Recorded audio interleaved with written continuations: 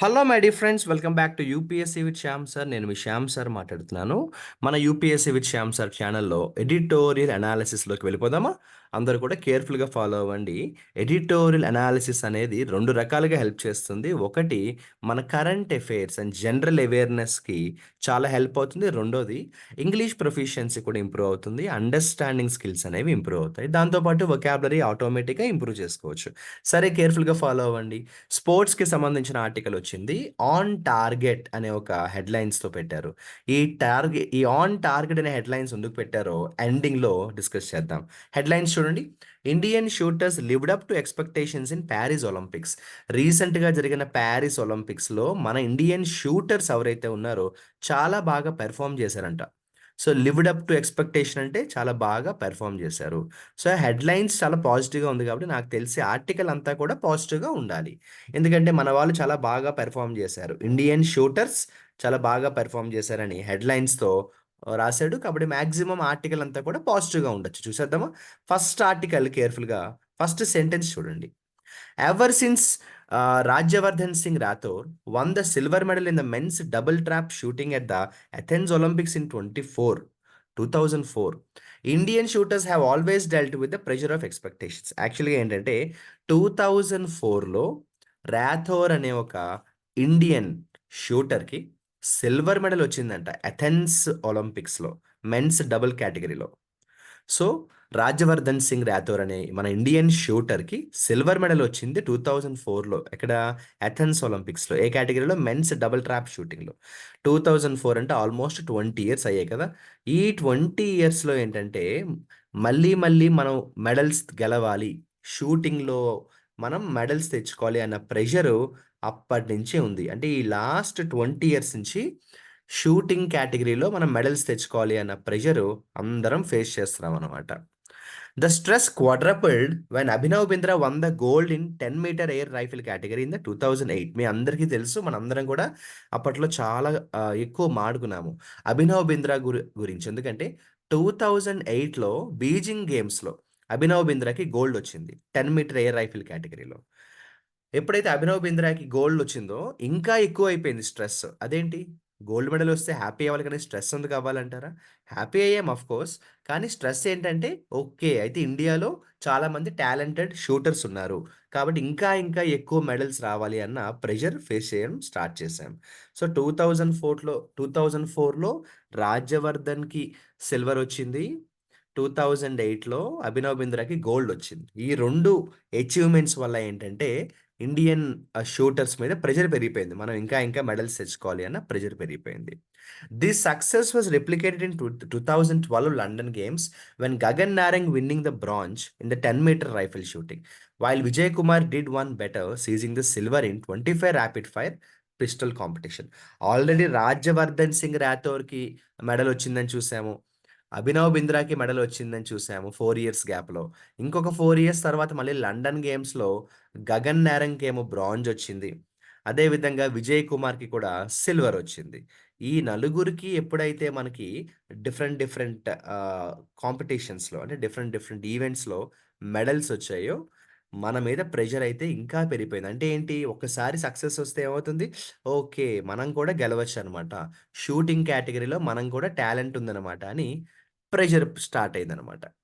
And then followed the inexplicable drought in shooting during the subsequent editions at Rio de Janeiro and Tokyo. తర్వాత ఏమైందంటే 2012 తర్వాత అసలిక ఎవరికీ కూడా medals రాలేదంట. చాలా కష్టపడినా కూడా ఎవరికీ మెడల్స్ రాలేదు.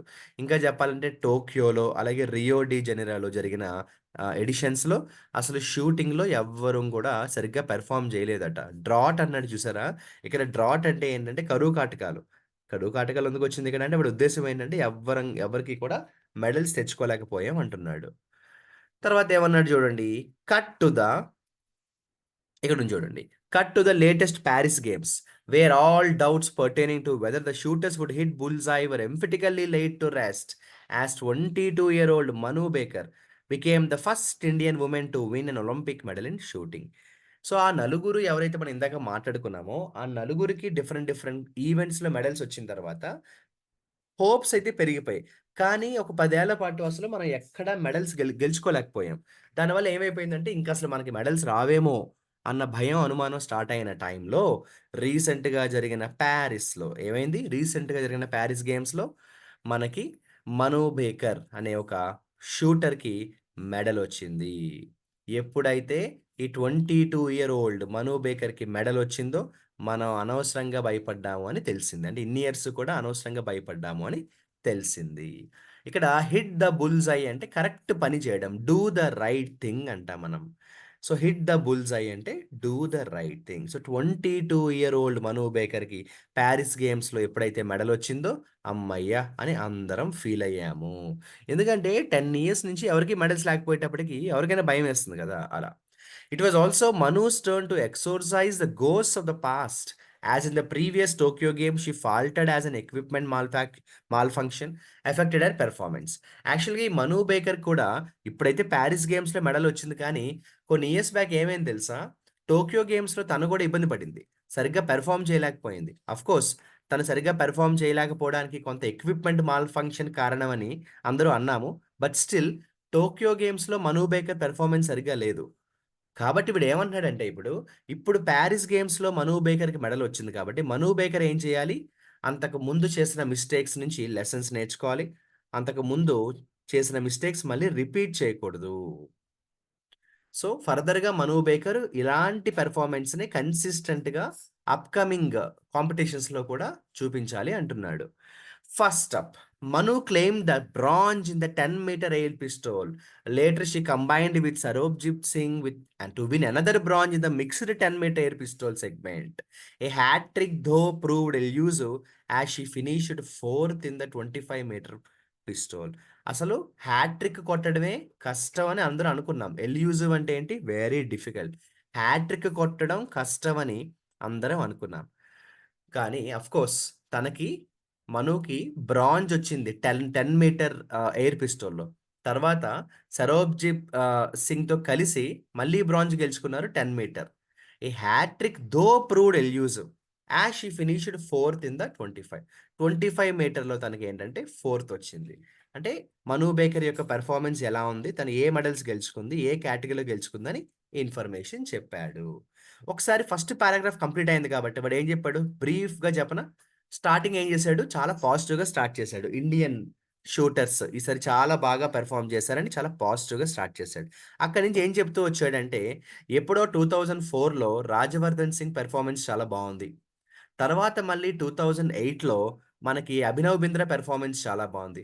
తర్వాత 2012 తీసుకున్నట్టయితే మనకి గగన్ నారంగ్ పెర్ఫార్మన్స్ బావుంది. విజయ్ కుమార్ పెర్ఫార్మన్స్ బావుంది. ఆ తర్వాత 10 ఏళ్ల పాటు ఎవ్వరు సరిగ్గా పెర్ఫార్మ్ చేయపోయేటప్పటికి ఇంక మనం ఏం చేయలేమేమో షూటింగ్‌లో మన టాలెంట్ ఇంతేనేమో అని భయపడుతున్న టైంలో రీసెంట్‌గా వచ్చారు మను బేకర్ పారిస్ గేమ్స్‌లో చాలా బాగా పెర్ఫార్మ్ చేశారు.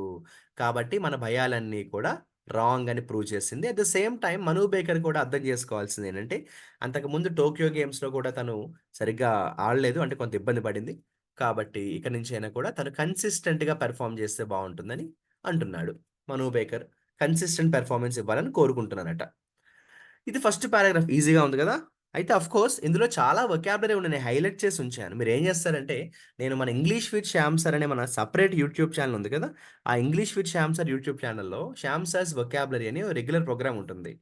ఆ వీడియోలో నేనేం జేస్తున్నానంటే, ఇందులో ఉన్న వొకాబులరీ చెప్తున్నాను. సో, ఎవరికైనా ఇందులో ఉన్న వొకాబులరీ కావాలి అనుకుంటే, ఒకసారి English with Shyam sir YouTube ఛానెల్‌లో మీరు ఆ వీడియో చూడండి. వొకాబులరీ వీడియో ఉంటుంది. నేను ఆ వీడియో లింక్ కూడా కింద డిస్క్రిప్షన్‌లో ఇస్తాను. ఓకేనా? నెక్స్ట్ పారాగ్రాఫ్ చూద్దామా? Manu's success is a testimony to the rapid strides that Indian shooting has made besides being a tribute to an efficient system that the sporting fraternity has established. ఈ sentence meaning ఏంటంటే, ఎవరైతే మను baker రీసెంట్‌గా బాగా perform చేసి medals గెలుచుకున్నారో Paris గేమ్స్‌లో, ఖచ్చితంగా మన Indian shooters పడ్డ కష్టానికి ప్రతిఫలం వచ్చింది. అంటే మన వాళ్ళు ఎంత కష్టపడి ప్రాక్టీస్ చేస్తున్నారో రుజువయింది అంటున్నాడు మను బేకర్ పెర్ఫార్మన్స్ వల్ల. అంతే కాకుండా ఓవరాల్‌గా స్పోర్ట్స్ పీపులే కాకుండా ఓవరాల్‌గా మన ఇండియన్ సిస్టమ్ ఏదైతే ఉందో ఎఫిషియంట్ సిస్టమ్ ఉంది అన్న విషయాన్ని మళ్ళీ ప్రూవ్ చేసింది అంటున్నాడు. అంటే చాలామంది అనుకుంటారు మనం స్పోర్ట్స్‌లో సరిగ్గా ఎంకరేజ్‌మెంట్ లేదు. స్పోర్ట్స్ సరిగ్గా చేయట్లేదని. ఆఫ్‌కోర్స్ అవన్నీ నిజాలే. అయినా కూడా తీసి పారేయాల్సిన సిట్యుయేషన్‌లో మనం లేము. We are in a good position. ఎందుకంటే మను బేకర్ పెర్ఫార్మన్స్ చూస్తే That is a reflection of years of hard work and dedication. Not only of Manu Baker, but also the entire Indian sports fraternity. అంతే కదా. Manu is following the path that predecessors Anjali Bhagwat and Suma, presently head coach to, had carved. అయితే మను ఎవరి దారిలో వెళ్తోందంట, అంతకు ముందు తన seniors ఎవరైతే ఉన్నారో అంజలి అలాగే సుమ లాంటి వాళ్ళు వీళ్ళు ఇప్పుడు ఏంటంటే కోచ్గా కూడా బిహేవ్ చేస్తున్నారట. అంటే దే ఆర్ యాక్టింగ్ యాజ్ కోచ్గా పనిచేస్తున్నారట. సో తన సీనియర్స్ ఎవరైతే ఉన్నారో వాళ్ళ దారిలోనే నడుస్తున్నట్టు అనిపిస్తోంది అంటున్నాడు. వాళ్ళు కూడా ఉమెనే కదా. Those were days when funds were meager and at times awkward questions were asked about carrying firearms at airports as the knowledge of shooting as a sport was low. ఈ సెంటెన్స్ చాలా బాగుంది కదా. వాడు ఏమన్నాడు తెలుసా? ఒకసారి ఫ్లాష్ బ్యాక్ వెళ్దాం. Flash back అంటే ఏంటంటే అంజలి, సుమ లాంటి ఒలింపిక్ స్పోర్ట్స్ పీపుల్ ఉన్న టైంలో అంటే చాలా ఇయర్స్ బ్యాక్. అప్పట్లో ఎంత దారుణంగా ఉండేదంటే సిచ్యువేషన్ అసలు ఫండింగ్ ఉండేది కాదట. మీగర్ అంటే చాలా తక్కువ. అసలు ఫండింగ్స్ ఉండేవి కాదట. చాలా మనీ ప్రాబ్లమ్ ఉండేదట. దానికి తోడు ఈ స్పోర్ట్స్ పీపుల్ ఒలింపిక్స్‌లో పార్టిసిపేట్ చేయడానికి వేరే కంట్రీ వెళ్ళాలి గదా. అలా వేరే కంట్రీ వెళ్ళేటప్పుడు ఎయిర్‌పోర్ట్‌లో వాళ్ళ దగ్గరున్న గన్స్ చూసి, గన్స్ ఎందుకుంటాయని అడగకండి. షూటింగ్ అంటే గన్స్ ఉండాలి గదా. వాళ్ళ దగ్గరున్న గన్స్ చూసి ఎయిర్‌పోర్ట్‌లో ఆపేవారంట. "ఒరేయ్ బాబు మేము స్పోర్ట్స్‌రా, మేము ఒలింపిక్స్‌కి వెళ్తున్నాంరా" అంటే కూడా లేదు లేదు ఎయిర్‌పోర్ట్‌లో గన్ తీసుకెళ్ళకూడదని చెప్పేవారట. అంటే యాక్చువల్‌గా ఏంటంటే మీకు డౌట్ రావచ్చు. ఒలింపిక్స్‌కి మరి ఎలా వెళ్తారంటే వాళ్ళకి స్పెషల్ పర్మిషన్స్ ఉంటాయి గదా. సో, ఈ ఎగ్జాంపుల్ ఎందుకు చెప్పాడంటే అప్పట్లో కొన్ని ఇయర్స్ బ్యాక్ ఎంత దారుణంగా ఉండేదంటే అసలు ఒలింపిక్స్ మీద గాని, షూటింగ్ మీద గాని అంటే ఇటువంటి స్పోర్ట్స్ మీద అవేర్‌నెస్ కూడా లేని రోజులవి అంటున్నాడు. అంటే అప్పట్లో అంతే గదా. అవేర్‌నెస్సే ఉండేది కాదుగా. నెక్స్ట్ ఏమన్నాడు చూడండి. Anjali and Suma did not win a Olympics medal. But they inspired their juniors to follow the sport. మనం ఇందాకల నుంచి మాట్లాడుకుంటున్న ఎవరైతే సీనియర్స్ ఉన్నారో అంజలి, సుమ లాంటి వాళ్ళకి ఒలింపిక్స్‌లో మెడల్స్ ఎప్పుడు రాలేదు. కానీ మెడల్స్ రాకపోతే ఫెయిల్యూర్స్ అని గాదు. మెడల్స్ వస్తే సక్సెస్‌ఫుల్ అనే కాదు. వాళ్ళకి మెడల్స్ రాకపోయినా చాలా మందిని ఇన్‌స్పైర్ చేశారు. చాలా మందికి దారి చూపించారు. ఎందుకంటే ఇప్పుడు ఒలింపిక్స్‌లోకి వెళ్ళడానికి ఒక 40 ఏళ్ల క్రిందట ఒలింపిక్స్‌లోకి వెళ్ళడానికి చాలా డిఫరెన్స్ ఉంది. అందులో గర్ల్స్ అయ్యుండి అప్పట్లోనే వాళ్ళు ఒలింపిక్స్ దాకా వెళ్లారంటే not a joke. We should respect them. కాబట్టి వాళ్ళకి ఒలింపిక్స్‌లో మెడల్స్ రాలేదు గానీ, వాళ్ళు చాలా మందిని ఇన్‌స్పైర్ చేశారు. అవునా కదా? Manu linking up with her former coach Jaspal Rana and a shooter himself helped add a new dimension. అయితే మను చేసిన ఒక మంచి పని ఉందంట. తనేం చేసిందంటే, మను చేసిన ఒక మంచి పని. తనేం చేసిందంటే, అంతకు ముందు ఎవరైతే కోచ్‌గా పనిచేశారో రానా అనే వ్యక్తిని, అతను ఎవరంటే షూటర్. సో, ఆ జస్పాల్ రానాతో కలిసి పనిచేయడం అనేది మనుకి చాలా హెల్ప్ అయింది. తన పెర్ఫార్మన్స్ చాలా బాగా ఇంప్రూవ్ అయిందట. Shooting demands still hands, a sharp eye, zen mind and finally Manu revealed that she was in a zone when aiming at the target. మనం అనుకుంటాం గానీ యాక్చువల్‌గా షూటింగ్ అనేది చాలా కష్టమైన ప్రొఫెషన్. అవునా కాదా? ఒలింపిక్స్‌లో షూటింగ్ అనేది అంత ఈజీ గాదు. ఎందుకంటే షూటర్‌కి చాలా క్వాలిటీస్ ఉండాలి. ఏ క్వాలిటీస్ ఉండాలి? మేజర్‌గా ఉండాల్సిన క్వాలిటీస్ ఏంటి చెప్పండి షూటర్‌కి? చాలా స్టిల్ హ్యాండ్స్ ఉండాలి. అంటే హ్యాండ్స్ షివరింగ్ ఉంటే అవుతుందా పని? అవ్వదు. స్టిల్ హ్యాండ్స్ ఉండాలి. షార్ప్ ఐ ఉండాలి. దానికి తోడు జెన్ మైండ్ ఉండాలి. జెన్ మైండ్ అంటే చాలా కూల్ మైండ్ ఉండాలి. ఇలాంటి క్వాలిటీస్ ఉంటేనే షూటింగ్‌లో సక్సెస్ అవుతారు. ఈ విషయంలో మను 100% తన టాలెంట్‌ని ప్రూవ్ చేసుకుంది అంటున్నాడు. Her traits were evident in Swapnil Kusale too as he won bronze in the men's 50 metre rifle 3 positions event. Manu బేకర్‌కి ఎటువంటి గుణాలైతే ఉన్నాయో ట్రైట్స్ అంటే గుణాలు. మను బేకర్‌కి ఉన్న క్వాలిటీసే మళ్ళీ ఎవరిలో కనిపించాయంట? స్వప్నిల్ కుసాలే అనే అతనిలో కూడా కనిపించాయంట. అతనికి కూడా బ్రాంజ్ మెడల్ వచ్చింది 50 మీటర్ రైఫిల్‌లో. Equally Arjun Babuta's fourth place finish in the men's 10 metre air rifle was a pointer to shooting's razor thin margins that split ecstasy and agony. చాలా ఇంపార్టెంట్ సెంటెన్స్ ఇది. వాడేమన్నాడో చూడండి. ఇందాక సెంటెన్స్ చెప్తా మళ్ళీ ఒకసారి. 'మను బేకర్‌కి చాలా మంచి క్వాలిటీస్ ఉన్నాయన్నాడు. అలాంటి క్వాలిటీసే కుసాలేలో కూడా ఉన్నాయి. స్వప్నిల్ కుసాలేలో కూడా ఉన్నాయన్నాడు. దానికి తోడు ఇంకో పర్సన్ గురించి చెప్తున్నాడు. ఆ పర్సన్ పేరు అర్జున్ బబూతా. అర్జున్ బబూతాకి నాలుగో ప్లేస్ వచ్చిందట మెన్స్‌లో. ఫోర్త్ ప్లేస్ వచ్చింది. Was a pointer to shooting's razor thin margins that split ecstasy and agony.